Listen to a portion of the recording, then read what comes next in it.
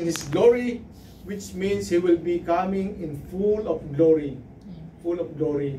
So unlike when He comes the first time, and He incarnate as a child born in Bethlehem, the glory does not really not on His life. I mean, because He did not come to reign at that time, He came to give salvation, but not to reign. But this time, the second time around, when He comes, He will be reigning. He will be the King of Kings. He will be rule all the people.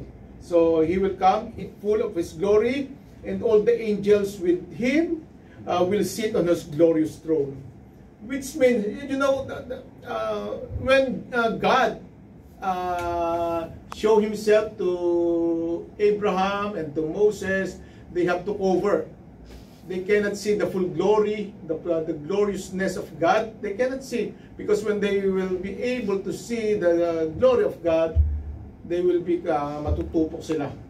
They will die at once they see the glory of God. So because God is holy and man is not, we can compare the man to dirt and the glorious of God. So it cannot mix together. But when He comes, people will see the glorious God, the glorious Jesus who's coming, because those who will be able to see are those of Christians, because this second coming will happen after the rapture. So it says here, verse 32, all nations will be gathered before Him, and He will separate the people one from another, a shepherd, and separate the sheep from the goats. So that will be the time of judgment. He will be judging, okay, you're a believer of Christ, come here to my right. Believer, who don't believe me, here to my left. And then He will lead all those who are right will be coming to me in heaven, and those who are on the left, the goats, will be destined for eternal damnation in hell. So what will be the criteria? Those who will believe in Christ, those who believe in Christ. So He will put the sheep on His right and the goats on His left. And it says in 1 Corinthians 16 verse 22, if anyone does not love the Lord, anyone does not love the Lord, a curse be on him. So he will be cursed. He will be cursed. That's why we Christians should always be saying Maranatha, or Lord come, Lord come. Maranatha, that's me. Maranatha, Lord come. Come Jesus, come. Okay, so while we are waiting for Jesus to come, so what should we do? It also says here in the John 3 verse 17, it says, for God did not send His Son unto the world to condemn the world, but to save the world through Him. That's the first coming of Jesus Christ when He was a child, when He was born as a child. So He came to the earth to save the world, to offer salvation, to offer salvation. He did not come to judge that time. He did not judge people, whether they are good or bad, whether they believe on Him or not. No judgment at all. But He wants to offer salvation even to those disobedient, even to the obedient one, the good ones and the bad, the goat and the shepherd. He offers salvation. But second coming, this is the nature of God. Revelation 19 verse 11, I saw heaven standing open. Apostle John is speaking here. I saw heaven standing open, and there before me was a white horse, whose rider is called Faithful, which is Jesus, and the True. With justice He judges and makes war. So that's the second coming of Jesus Christ. He will judge and makes war. War with the ungodly, war with the people who don't believe on Him. Unlike the previous one, when the first come, He's really full of mercy, full of grace, and He really wants people to believe. He's giving time. But when He comes back again, He will just judge according to their life, to their belief, to what are their activities here on earth. and he will be making war. He will be making war. So, in that sense, he will really be coming as a king. Unlike before, the first, he come as a savior. He come as a redeemer. He come as a loving father. But when he comes back, he is a mighty king. Mighty king, ready to give justice. Okay? So, if that's the kind of God that will be coming back, we should be, what should we feel? So it depends on which, you're on the right or you're on the left. If you're on the right, then you will be excited. God, at last, at last. But if you're not ready, oh Lord, don't come yet. I still have something to do. Okay, so the first thing that we should do, Christians, is be godly. Amen. While waiting, we should be godly. Amen. What this means, be godly? We should imitate the attributes of God. We should imitate how Jesus lives, and we should do that like that. So it's Colossians 3 verse 1, it says, "Since then you have been raised with Christ during our salvation. Since then you have been raised with Christ, set your hearts and things above." So set our mindset on the things above. Set our mindsets on heaven. Set our mindset on the things that gives glory to the Lord. So if you think we are doing something, if you personally doing something that's not glorify God, don't think about those things. Sabi nga sa Bible, whatever is good, whatever is true, whatever is with a good ano nga yun? Yeah. We should focus on those things. Everything that is godly, everything that's honorable, everything that is holy, those things. So we should not always focus on things that does not give glory to our God. Amen? Amen. So we should focus on the things above, where Christ is seated at the right hand of God. So we should focus on the heavenly things. Set your minds in things above, not on earthly things.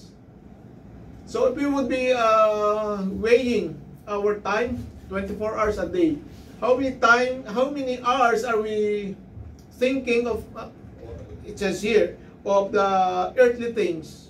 What are the earthly things that comes into our mind? Of course, the what? Yeah, that's we're focusing on those things. The needs of our body, the needs of our the material needs. But how about the needs of our soul? Are we focusing on that? Or on the scale of 24, because 24 hours, how many hours are we thinking of the needs of our soul? Reading the Bible, listening to the words of God, praising Him, worshiping Him, singing songs that glorifies God. Are we really doing that? Or most of the time, our focus is really scattered to the things of the world. So it's a good point that we should be reminded about that. It says in verse 3, "For you died and your life is now hidden with Christ in God." So, for you have died and your life is now hidden with Christ. So, when we are baptized, when we receive Jesus Christ, it means our old life has gone, and it is a new life that we have. The old life has gone, and the new has come. So this new life that is being said here, it's hidden with Christ. So it's no longer I who live in me. It's already Jesus Christ.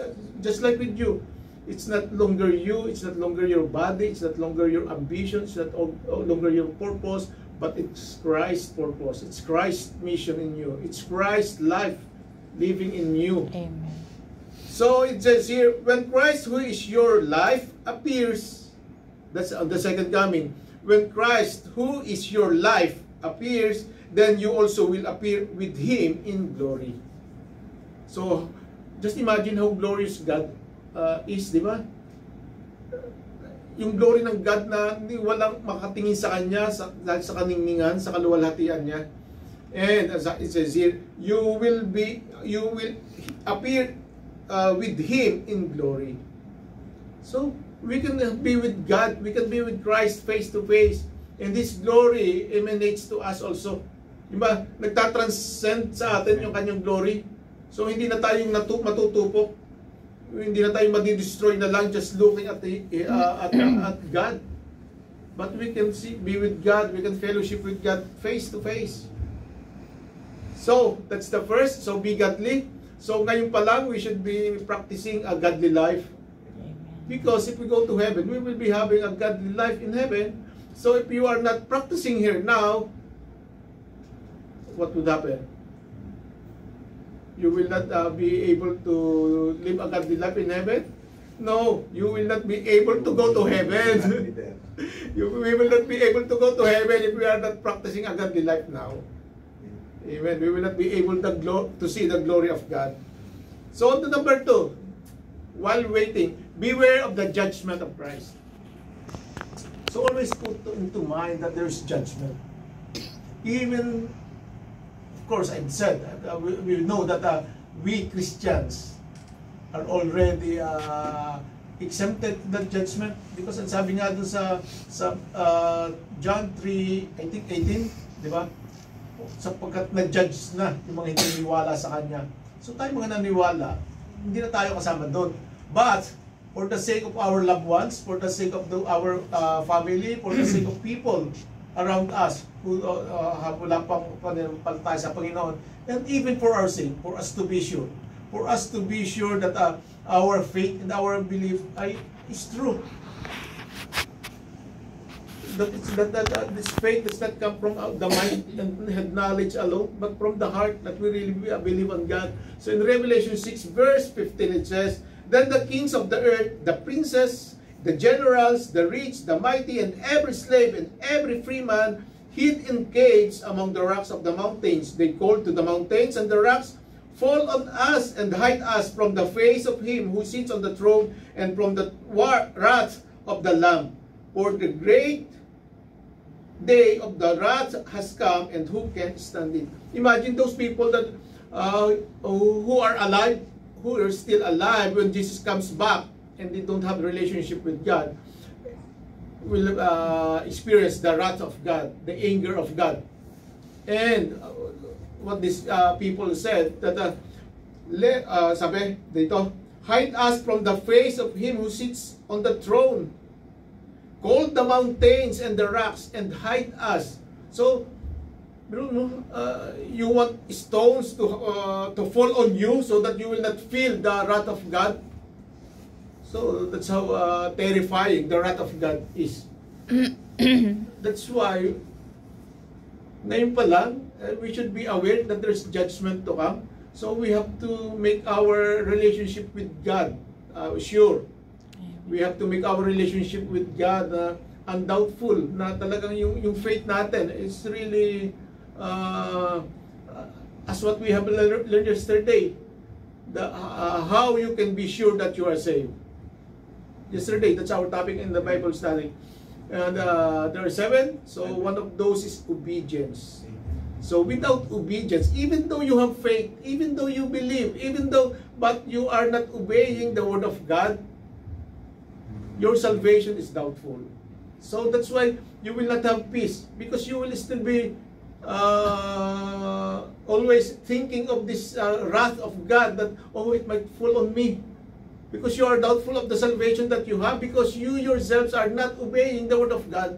But if you would obey, plus faith, because sabi nga, if you have faith, show me through your works. But if you have faith but you don't have any work, it's not faith at all. Amen? Amen. Amen. So beware, beware. Even if you are sure of your salvation, at least beware for your loved ones, so that we can pray for them, so that we can do anything, so that the mission of God that gave us ay ma-share din natin sa kanila. Amen. And the third point, the third and the last, it says anticipate the justice and the promise of God. So we should anticipate. We should be excited. We should anticipate, and we should be fearful also.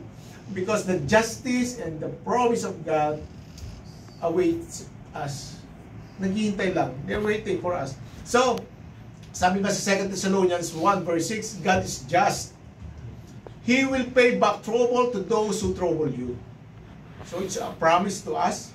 And it's a warning for those who are troubling us. So, dapat, if somebody or someone gives you trouble, let's accept it as there will be a day of judgment and God will take revenge for me. Amen. Don't make yourself that you're the one to revenge or to avenge what's happening to you. Let God. Amen. It's the word of God. And for us is to continue loving that person by praying for praying for that person, and continue to show that person that there is God, that you're a child of God, which means that your character still shows the character of Jesus, even though you are persecuted, even though you are betrayed, even though you are they've done a lot of wrong to you. So we should still do. That's Christ. Just imagine when Christ was here, diba? When Christ was here 2,000 years ago, he was really betrayed. He was even killed. He was even killed. So we should imitate Jesus. We should imitate Jesus because there's a promise for us. There's a promise that He will avenge and He will give back the trouble to those who trouble us, and give relief to you who are troubled. So it's not just God will give trouble to your enemy, but He will also give relief to you. So, and give relief to you who troubled, and to us as well. This will happen when the Lord Jesus is revealed from heaven in blazing fire with His powerful angels. So, although you are waiting for God to, oh Lord, ikuha mo na, iganti mo na ako. Now na. I want justice now. No, wait for something. It will happen when the Lord Jesus revealed from heaven in a blazing fire with His powerful angels. That would be on the second coming. The second coming. So, praise be to God. Praise be to God. Not if something happened bad to those who troubled you. Praise be to God if God will do something right now. But if not, don't lose hope, because when Jesus comes back, He will avenge it. And it says here, He will punish those who do not know God and do not obey the gospel of our Lord Jesus. He will punish. Oh, that's a powerful word. He will punish those who don't obey God and the gospel of our Lord Jesus Christ. So it's really command for all people to obey God and to His gospel. So what are we doing? Why other people cannot obey God? It could be that we are not persuasive enough, we are not forceful enough to offer them the gospel, to share them the gospel, or we are giving them a bad example. Maybe they don't believe on the gospel because the way we live. So as much as possible, let's do our best. Let's do our best, and God will do the rest. God will do the rest. If we have done our best, I do believe God will do the rest. And if that person that we are sharing the gospel with still don't believe, then he is really waiting for the wrath of God. But if we really love the people, then we could be able to really be persuasive enough so that we can share the word of God to them. So they will be punished with everlasting destruction and shut out from the presence of the Lord and from the glory of His might. So that would happen to those people that don't believe on Jesus. So on the day He comes to be glorified in this holy people and to be marveled at among all those who have believed. So we will be witnesses, we will be witnessing those people that will be receiving the punishment of God. So don't be too excited to witness those, but we will be feeling also not good if we see our family members being punished. So it will not be a 100% rejoicing if we will be seeing our family being punished by the wrath of God. Amen? Amen. So it says here in 1 Thessalonians 4 verse 15, according to the Lord's own word, we tell you that we who are still alive, who are left till the coming of the Lord. So those who are alive when Jesus comes back will certainly not precede those who have fallen asleep. For the Lord himself will come down from heaven with a loud command, with the voice of the archangel, and with the trumpet call of God, and the dead in Christ will rise first. So when Jesus come back, but not yet return on earth, he will come back from heaven, but he will be on the space. He will be on the space, on the and he will rapture. He will call on all those who are dead, and he will be giving them glorified bodies. And it says here, for the Lord himself will come down from heaven with a loud command, with the voice of the archangel, and with the trumpet call of God, and the dead of Christ will rise first. After that, we who are still alive and are left will be caught up together with them in the clouds to meet the Lord in the air. So those who are dead families, who are Christians, those who are Christians who died, will be caught up, will be raised to the air, and then all who are alive will be, will be caught up in heaven together with them, and we will be meeting the Lord in the air, and so we will be with the Lord forever. Amen. So the question is, what will happen to other people that will not be caught up in the air, that will not be raised from the dead? That time, They will face that. they no, we are the Maiiwan sila. we are the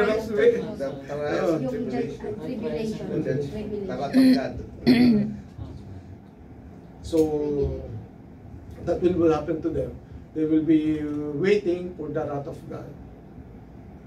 So, okay, just to complete the story, after meeting with the air, that will happen on the mid of the tribulation, because the tribulation from our time now, that our age now is the grace of church age, or the what do you call that?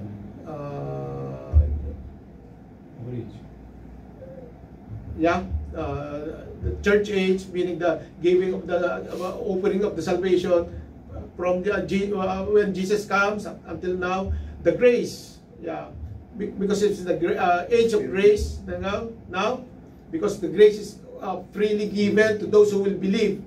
But there will come a time that this grace period will end, and it will be a 7 years.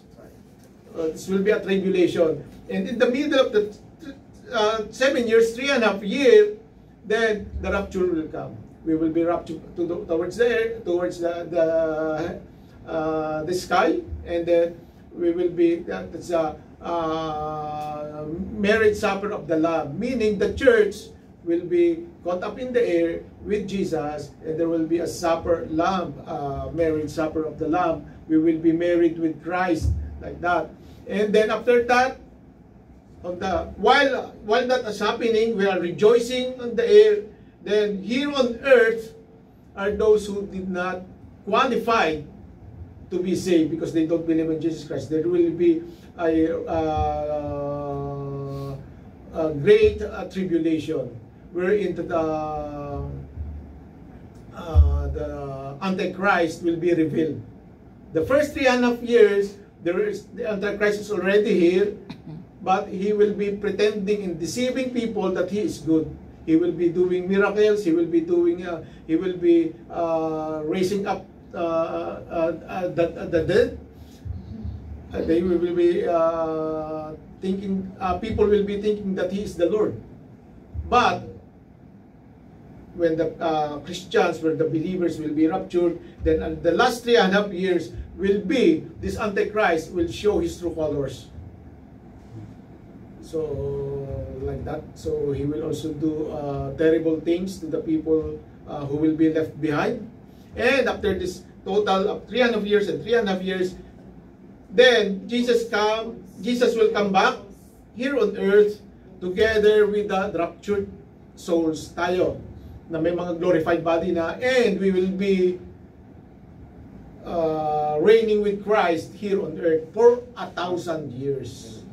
So this for this 1,000 years, then salvation is still happening. Jesus Christ will be there, and after the 1,000 years, then the final judgment, that we call the white throne judgment. So all the unbelievers will be judged. The living and the dead unbelievers will be judged and will be thrown together with Satan and the demons to hell. So that will be. So now that we are still here and we still can do something, so our prayer focus should be for the salvation of people and for our relationship with God to be strengthened. So while we are praying later, just pray for for the people you know that really need salvation, those who don't have relationship with God yet, because we don't know. Sabi the Bible says, nobody knows when it will happen, but it will happen. He just provided the signs. We don't know. It could be a year from now. It could be a month from now. It could be tomorrow.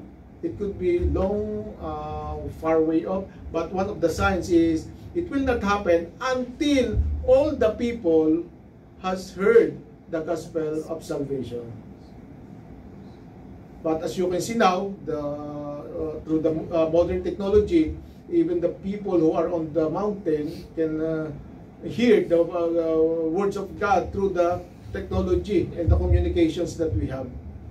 So, for example, Christians are really into social media, so we will be able to reach all people on the earth. Everybody has heard, even though they believe or not, they have given the chance to believe. So Jesus Christ will be coming back at that time. Amen. So yes, O Lord God, salamat.